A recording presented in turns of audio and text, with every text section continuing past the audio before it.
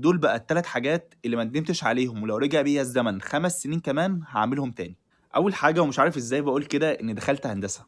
أنا ما كنتش متخيل إن ممكن في يوم من الأيام أقول إن أنا مش ندمان إن أنا دخلت هندسة. خلّينا نتكلم بعيدًا عن فرص العمل، وبعيدًا عن عبث سوق العمل، وبعيدًا عن كل الكلام ده، وإنك محتاج بعد ما تتخرّج تقعد مثلًا تاخد كورسات فاهم، 5، 6، 7 سنين عشان تشتغل في مكان كويس أو بمرتب كويس. بس هندسة علّمتك إزاي تفكّر. إزاي تفكّر دي حاجة كبيرة جدًا. حتّة إن أنت يحصل لك مشكلة فتعرف إزاي إنك تاخد المشكلة تدخّلها على دماغك، تطلّع كل الحلول اللي قدّامك وتختار أفضل حل عندك وتبدأ إن أنت تمشي عليه.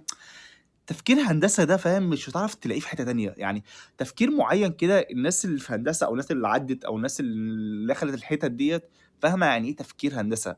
تحس إن أنت عندك تفكير تاني كده، أي حاجة عندك في الدنيا لها حل، مهمًا كنت زي كده فاشل، مهمًا كنت مش عارف إيه، مهمًا كنت إيه، بس هندسة هي أسلوب حياة، أسلوب تفكير مش أكتر. فبصراحة أنا مش ندمان إن أنا دخلت هندسة. تاني حاجة مش ندمان عليها هو المواقف اللي عديت بيها، الناس اللي عرفتها، كل حاجة عديت بيها في حياتي مش ندمان على أي حاجة فيها. إن أي حاجة أو أي حد اتعرفت عليه أو أي حاجة عديت بيها، الحاجات دي كلها ادتك خبرة في حياتك، خلتك إن أنت تتعلم، تفكر، خلتك تاخد خبرة في حياتك لحاجات إن شاء الله تانية قدّام. فدي حاجات عمري ما أندم عليها. يعني أنت مثلًا لو ما كنتش وقعت في الحفرة دي قبل كده، ما كنتش هتتعلم إن المرّة اللي بعدها تعدّي من جنبها، مش لازم تعدّي من فوقها، فاهم؟